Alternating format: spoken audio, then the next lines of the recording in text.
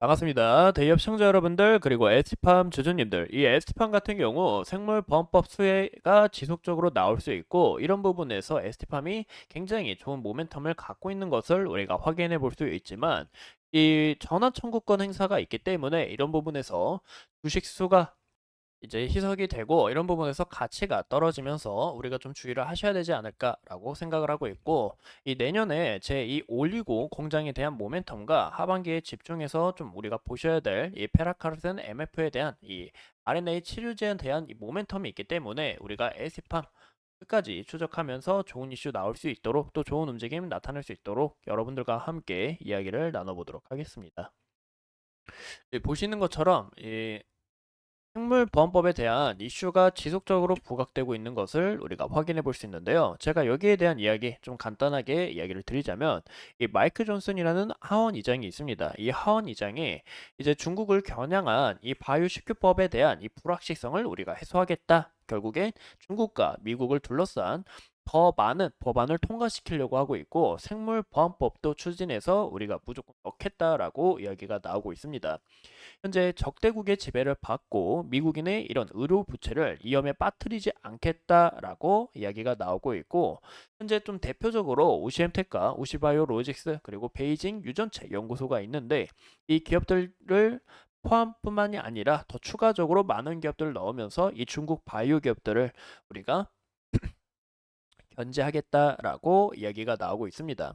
이제 2025년에 이 NDA라는 국방수권법 개정안에 이 법안을 통과시키려고 했어요. 근데 이 법안 통과가 이제 6월 달에 이제 공시가 됐었는데, 여기서 합류가 되지 않아서 결국에 좀 실패로 보고 있고, 이 문은 상원에 대한 이제 이결권이 필요하기 때문에 단독 법안으로 넣지 못하고 현재 상원과 함께 추진을 하면서 지속적으로 이 법안에 대해서 우리가 이슈가 나올 수 있다라는 것도 확인해 주시면 좋을 것 같습니다. 이런 불화가 지속적으로 좀 나타나다 보니까 결국에 우시엠텍과 중국의 이제 우시바이오로직스도 미국하고 사이가 점점 좋아지지 않고 있고, 이 신뢰도 같은 경우도 서서히 좀 나빠지고 있다라는 것도 우리가 함께 봐주시면 좋을 것 같아요. 이렇게 좋은 이슈가 있지만 이 전환 청구권을 우리가 좀 눈여겨 봐주시면 좋을 것 같은데요.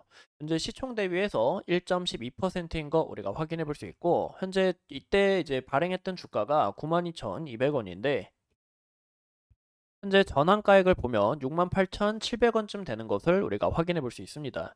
이 물량 자체가 7월 25일 날 상장이 되다 보니까 여기서 이 차익 실현 물량 대규모로 나올 수 있고, 또 주식 가치가 낮아지기 때문에 주가가 또 흘러내릴 수 있는 이런 요인이 될 수는 있지만, 이 S판 같은 경우 이 전환 청구권 행사가 좀 많아요. 솔직히 말해서 이 시비 반응도 많고, 이런 부분에서 주가가 떨어질 요인 우리가 좀 우려된다라고 이야기를 드렸지만, 이런 부분에서 물량 오히려 소화하면서 끌어올린 이력도 있기 때문에 좀 나쁘다라고만은 보기는 어렵습니다. 하지만 이 H판 같은 경우 이런 흐름들을 지속적으로 반복하다 보니까 이런 부분에서는 우리가 좀 주의를 하셔야 된다라고 저는 생각이 들어요.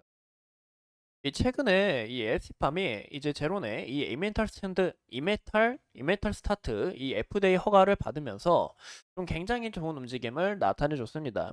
현재 이 MDA 치료뿐만이 아니라 이메탈 스타트는 이 MF 치료제 임상 2상까지 준비 중을 진행하고 있고, 또 현재 우리가 하반기에 좀 주목해야 될 게 이 SP0404 임상 2상에 대한 유효성을 확인을 또 준비 중에 있기 때문에 여기서 또 모멘텀이 확장될 수 있고, 또 내년에도 이 노바티스의 이 펠라카르센 실약과 그리고 제2의 올리고동 이 건설 공장을 증진할 예정이기 때문에 이런 부분에서 모멘텀 자체가 더욱 올라갈 수 있다라고 말씀을 드리고 싶어요. 이런 부분에서 저희가 LT팜 지속적으로 관심을 가져야 된다라고 생각을 하고 있고, 성장성 또한 어느 정도 좀 담보로 우리가 눈여겨봐 주시는 게 좋지 않을까 싶습니다. 현재 이 차트 현황을 우리가 함께 보신다면, 이 보시는 것처럼 제가 아까 전에 말씀드렸던 이 전환 사채 물량이 풀렸어도 주가가 이렇게 강하게 말아올린 흔적을 우리가 볼 수 있는데요.